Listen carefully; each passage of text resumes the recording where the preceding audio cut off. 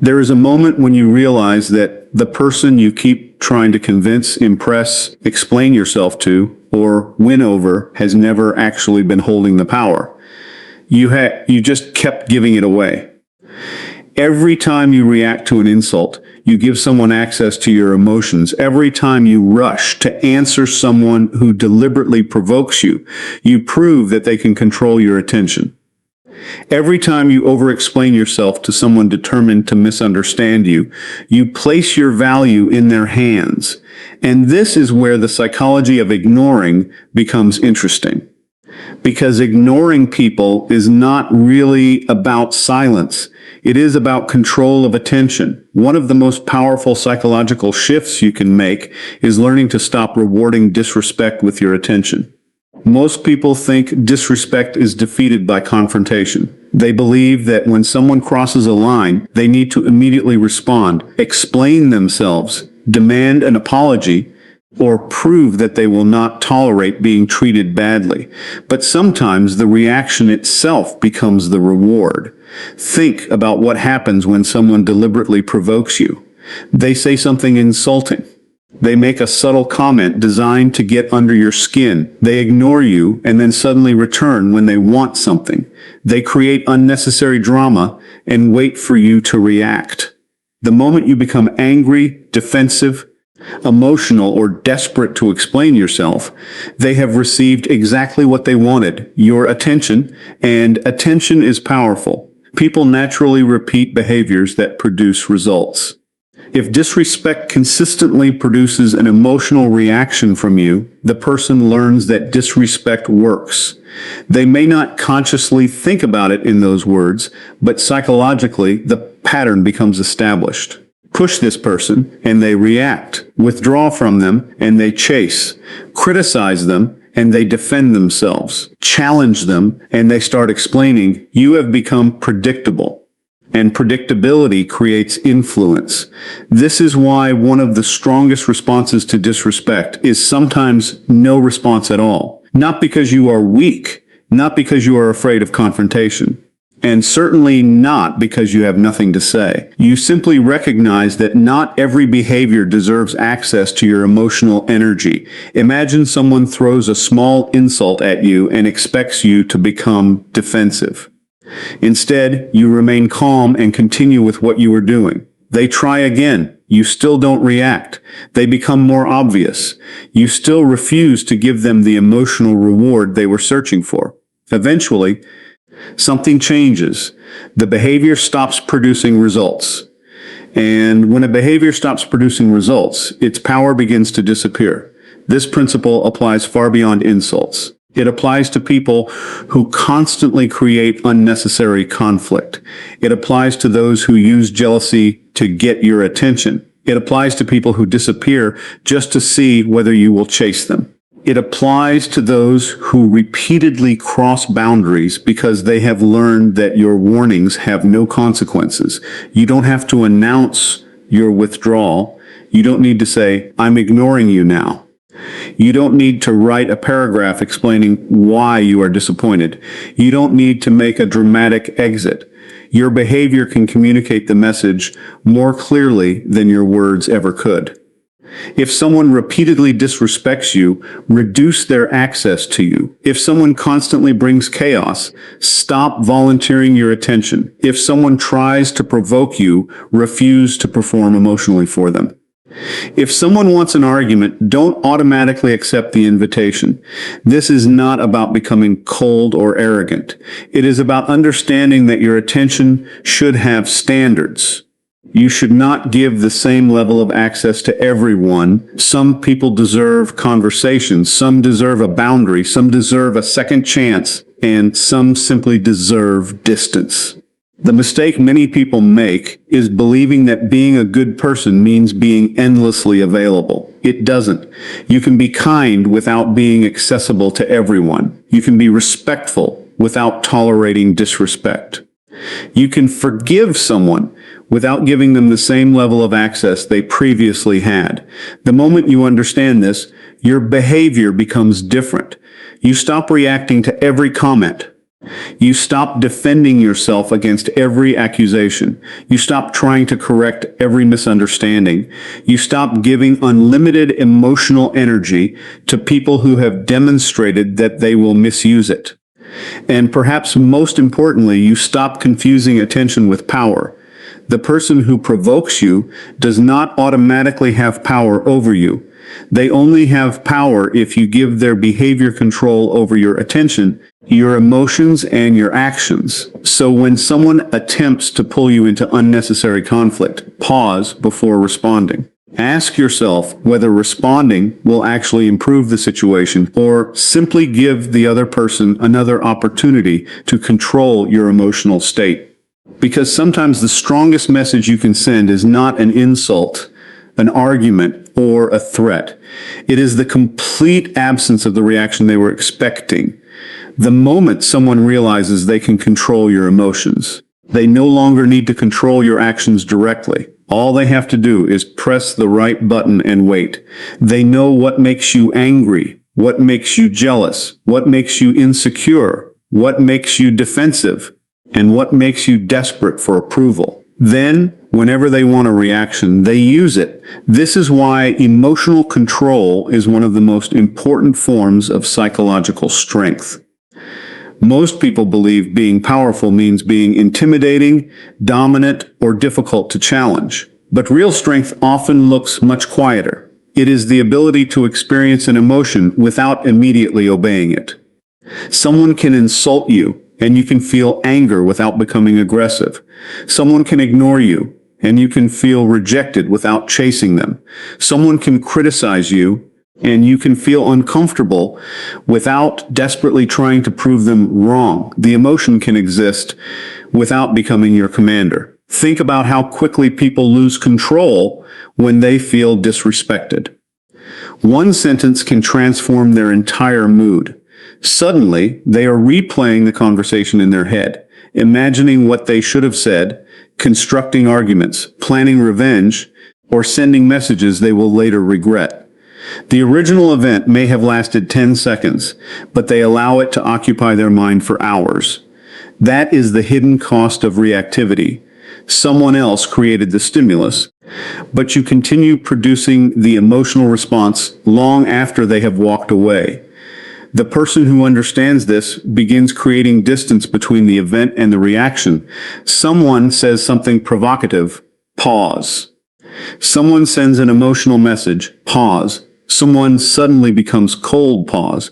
Someone tries to make you jealous, pause.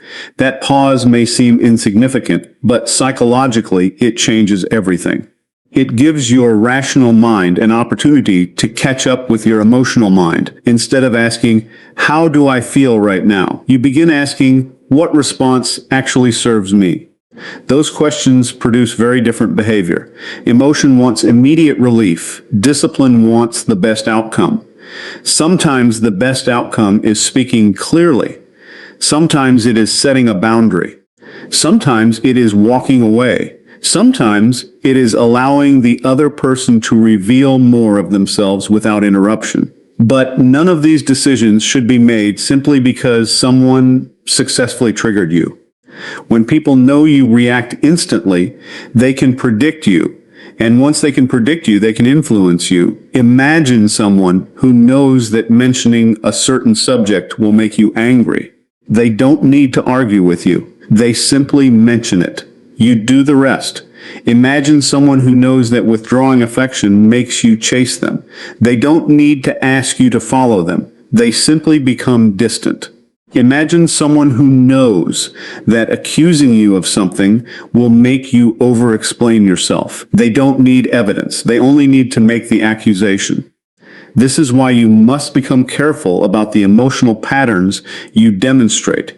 You don't need to hide your emotions. You need to stop making them easy handles for other people to grab.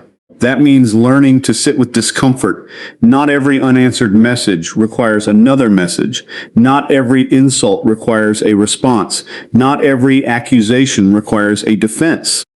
Not every misunderstanding requires an explanation. Not every rejection requires you to prove your value. Sometimes you need to let the discomfort exist without immediately trying to eliminate it.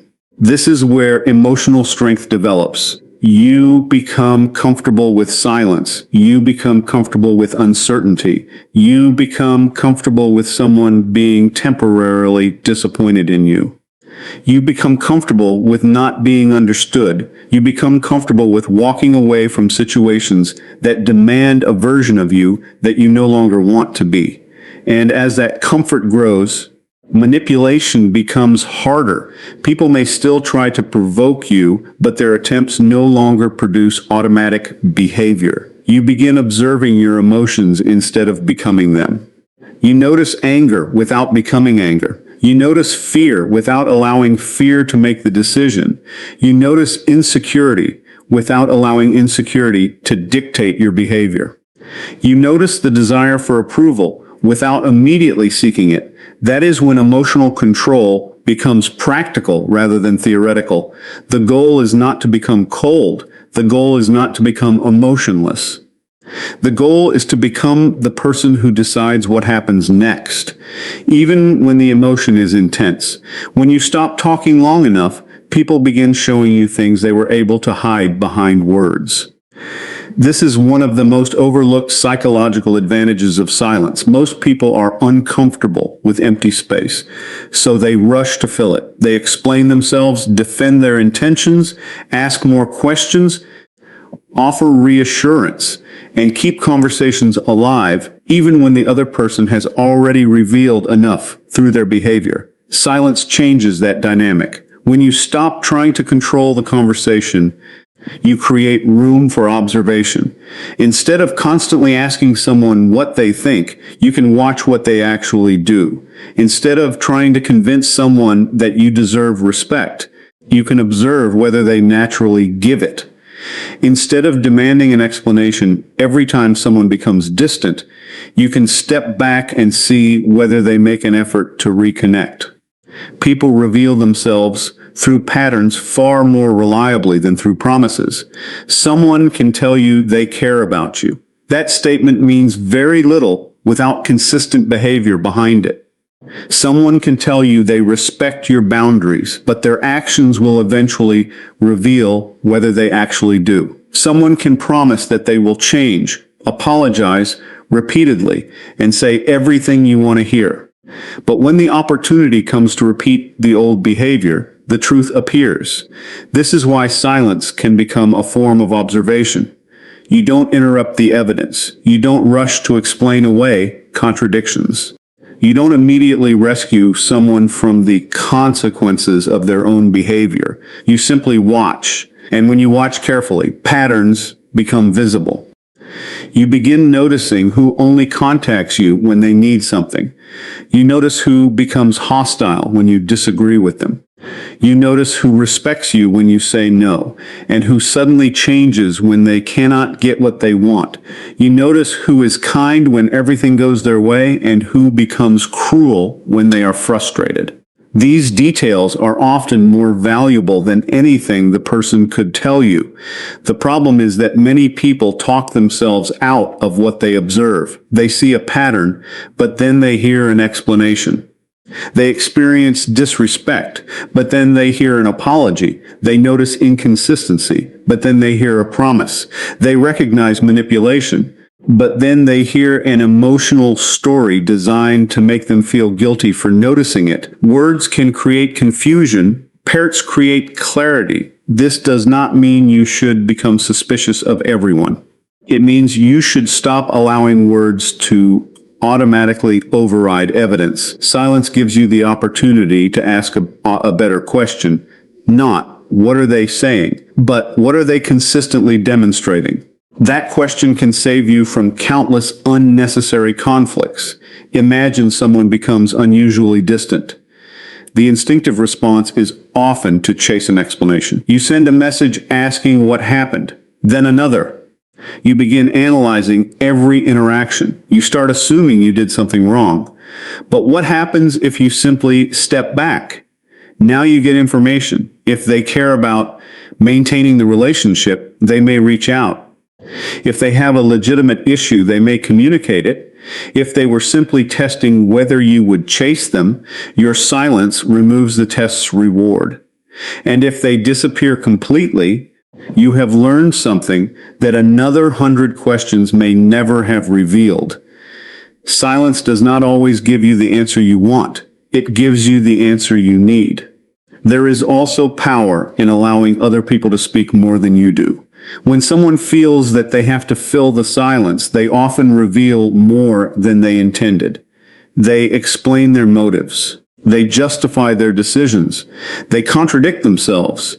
They expose their priorities. You don't have to interrogate them. You don't have to manipulate them. You simply don't interrupt. The quieter you become, the more carefully you can observe. And the more carefully you observe, the less dependent you become on assumptions. You stop judging people by isolated moments and start judging them by repeated behavior. You stop asking whether someone seems trustworthy and start watching how they behave when trust becomes inconvenient. You stop being impressed by declarations and start looking for consistency. You stop forcing answers from people and start allowing their behavior to answer for them. Sometimes the most revealing thing a person can do is what they do when you stop giving them the opportunity to perform for you. There is a certain kind of desperation that begins when you believe someone's distance is a problem you must solve. They stop responding and you send another message. They become colder and you become warmer. They pull away and you move closer. They give you less attention and you work harder to earn it. Without realizing it, you begin chasing someone who has already shown you that they are willing to walk away. This is where emotional dependence begins. The instinct to chase often comes from fear. Fear that you are losing someone. Fear that they will replace you. Fear that their silence means you are not valuable enough. Fear that if you don't act immediately, the relationship will disappear forever. But chasing rarely creates genuine connection. It often creates an unhealthy psychological imbalance. When someone learns that withdrawing their attention makes you pursue them, distance becomes a tool. They may not consciously plan it, but the pattern becomes reinforced. They pull away, you chase. They become unavailable, you become more available. They give you uncertainty, and you give them more effort. Now their attention determines your behavior. That is a dangerous position to occupy. Your goal should not be to make someone stay. Your goal should be to discover whether they actually want to stay without having to be convinced. There is a profound difference between pursuing someone who is genuinely interested and chasing someone who is deliberately unavailable. Healthy pursuit involves mutual effort. Chasing involves trying to create effort where none exists. If someone consistently responds, initiates conversations, makes time, and demonstrates interest, there is nothing wrong with meeting their energy.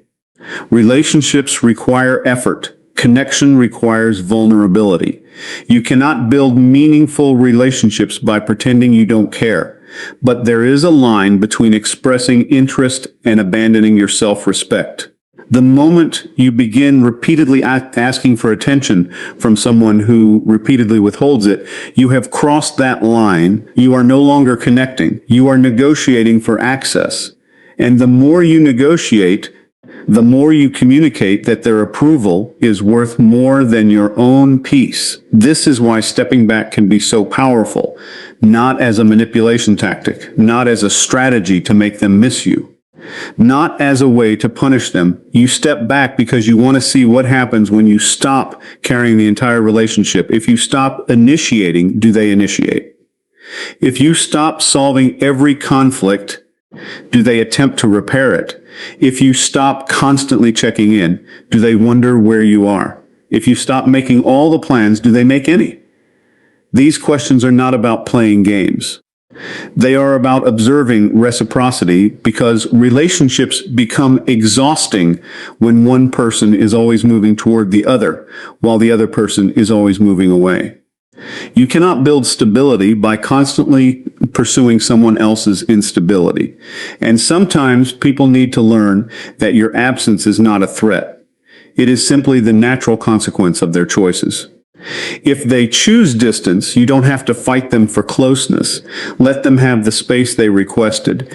If they genuinely value the connection, they have an opportunity to demonstrate it. If they don't, you have your answer. This requires accepting something uncomfortable. You cannot force someone to value you. You can become more attractive. You can communicate better. You can become more confident. You can improve yourself. But you cannot manufacture genuine interest inside another person, and trying to do so can slowly destroy your confidence. You begin analyzing every message. You wonder why their response was shorter. You obsess over their online activity. You compare yourself to other people. You imagine conversations that haven't happened. You constantly monitor their behavior for signs that they are returning. Your attention becomes trapped inside someone else's decisions. That is not connection. That is psychological captivity. The solution is not to stop caring about people. The solution is to stop abandoning yourself in order to keep them. Let people choose. Let their actions speak. Let their effort become visible. If someone walks away, don't automatically run after them. Sometimes distance is not an invitation to chase. Sometimes it is information. And when you learn to treat distance as information rather than an emergency, you stop reacting from fear and start responding from self-respect. Your attention is one of the most valuable resources you possess, yet most people give it away as if it were unlimited. They allow every notification, every criticism, every argument, every jealous comment, every difficult person, and every piece of meaningless drama to occupy space in their mind. Then they wonder why they feel mentally exhausted, distracted, and emotionally controlled by people they barely even respect. The problem is not always that you have too many problems. Sometimes you simply give too many problems access to you. Attention creates importance. What you repeatedly focus on begins to feel larger than it actually is. A small insult can become enormous when you replay it for 3 hours. A stranger's opinion can become powerful when you constantly think about whether they approve of you. Someone who barely contributes to your life can occupy your mind every morning and every night simply because you continue giving them mental access. This is why selective attention is a form of psychological strength. You do not need to respond to everything you notice. You do not need to comment on every opinion. You do not need to defend yourself against every accusation. You do not need to participate in every argument. And you certainly do not need to make every person's emotional state your responsibility. There will always be people who want your attention. Some will ask for it directly. Others will attempt to provoke it. They may criticize you, ignore you, flatter you, challenge you, or create unnecessary problems simply because they know that getting a reaction gives them access to your mind. If you respond to everything, you become available to everything. And when you become available to everything, you become unavailable to the things that actually matter. Think about your goals, your health, your relationships, your work, your future, your ability to think clearly.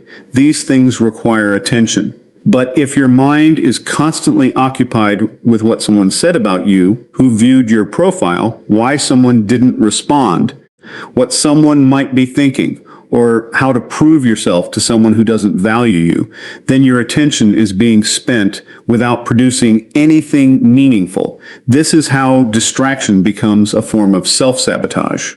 You don't have to eliminate people from your life to protect your attention. You simply need to become selective about who gets access to it. Some people deserve your full presence. Some deserve limited access. Some deserve one conversation, some deserve a clear boundary, and some deserve nothing more than distance. This does not make you arrogant. It makes you intentional. A powerful person does not necessarily have more time than everyone else. They simply become more careful about where their time and attention go. They understand that every conversation has a cost. Every argument consumes energy. Every emotional conflict requires mental processing. Every unnecessary explanation takes attention away from something else. Once you understand this, you stop asking, how do I respond to this? You start asking, does this deserve my response? That single question can change the way you move through the world. Someone insults you online. Does it deserve your attention? Someone tries to provoke jealousy. Does it deserve your attention? Someone repeatedly disrespects your boundaries. Does continuing the argument deserve your attention? Someone misunderstands you intentionally. Do you need to convince them? Sometimes the most intelligent response is simply to redirect your attention towards something more valuable. This is not avoidance when you are consciously choosing where to invest yourself. Avoidance is running away from something you need to address. Selective attention is recognizing that not everything deserves engagement. There is also a deeper psychological effect. When you stop giving attention to meaningless distractions, your mind becomes quieter. And when your mind becomes quieter, you begin noticing more. You notice patterns, you notice opportunities. You notice your own behavior. You notice which relationships energize you and which ones constantly drain you. You notice how often you react simply because you are accustomed to reacting. And you begin realizing that many things you once considered urgent were never important. Your attention should be treated like a private room. Not everyone gets a key. Not every person who knocks deserves the door to open, and not every problem deserves a permanent place inside your mind. The goal is not to become indifferent to people. The goal is to become intentional about what you allow to occupy you, because the more selective you become with your attention, the less power random people, unnecessary drama, and emotional distractions have over your life. The easiest way to control someone is often not through force, authority, or intimidation. It is through emotion.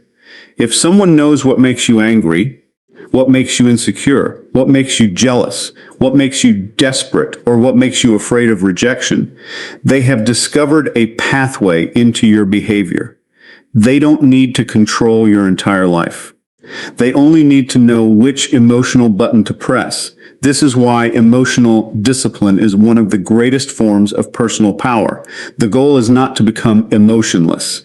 Emotion is part of being human. Anger can tell you that a boundary has been crossed. Fear can warn you about danger. Disappointment can reveal that something mattered to you. Even jealousy can expose an insecurity that needs your attention. The problem begins when you stop observing your emotions and start obeying them automatically. Someone says something insulting, and you immediately attack. Someone ignores you, and you immediately chase. Someone criticizes you, and you immediately defend yourself. Someone threatens to leave, and you immediately compromise your standards. Someone gives you attention, then withdraws it. And suddenly, your entire mood depends on whether they return. That is emotional control from the outside. The person controlling you may not even realize how much influence they have. They simply discover that certain behaviors produce predictable reactions from you. Once that pattern is established, they can manipulate the environment simply by triggering the emotion. The solution is not to stop feeling. The solution is to create distance between feeling and action. When something triggers you, pause. Do not immediately send the message. Do not immediately make the accusation. Do not immediately defend yourself. Do not immediately make a decision. Give the emotion time to lose its intensity. Ask yourself what is actually happening beneath the reaction. Are you angry because someone crossed a genuine boundary? Or because your ego feels challenged? Are you chasing someone because you genuinely value the relationship, or because their withdrawal made you afraid of rejection? Are you explaining yourself because clarification is necessary, or because you cannot tolerate being misunderstood? These questions expose the difference between intentional behavior and emotional reflex. A person who cannot tolerate discomfort becomes easy to manipulate because they will do almost anything to make the discomfort disappear. They apologize when they did nothing wrong. They chase people who reject them. They accept disrespect to avoid abandonment. They reveal information they should keep private because they desperately want approval. But when you become comfortable with temporary discomfort, those tactics lose their effectiveness. You can tolerate someone being upset with you. You can tolerate being misunderstood. You can tolerate silence. You can tolerate rejection. You can tolerate not getting the last word. You can tolerate someone deciding they don't like you. That does not mean you enjoy these things. It means you no longer need to destroy your principles to escape them. This is where emotional independence begins. You stop asking, how can I make this person feel differently? You start asking, how should I conduct myself regardless of how they feel? That question puts responsibility back where it belongs, on you. You cannot control another person's opinion. You cannot control whether they respect you. You cannot control whether they stay. You cannot control whether they understand your intentions, but you can control whether you betray yourself trying to influence their response. And this is where many people become stronger without becoming colder. They still care. They still love. They still communicate. They still form meaningful relationships, but they stop allowing emotional pressure to make their decisions for them. They become slower to react and faster to observe. They stop treating every uncomfortable emotion as an emergency. They stop confusing intensity with truth. Just because you feel something strongly does not mean you must act on it immediately. Your emotions are signals, not commands. Your anger can tell you to examine a boundary. Your fear can tell you to slow down. Your insecurity can tell you where growth is needed. Your disappointment can tell you what you value. But you remain the one holding the steering wheel. And once you become difficult to manipulate through emotion, your relationships change. People learn that guilt will not automatically control you. Anger will not automatically intimidate you. Silence will not automatically make you chase. Rejection will not automatically destroy your confidence. Provocation will not automatically produce a reaction. You become calmer because you no longer need to win every emotional battle. You become stronger because you no longer depend on other people's reactions to determine your worth. And you become freer because your behavior is finally being chosen by your principles rather than controlled by whatever emotion someone else manages to trigger. The greatest psychological freedom is not making other people afraid to manipulate you. It is becoming so internally grounded that manipulation has nowhere to take hold because your emotions may move through you, but they no longer get to decide who you become.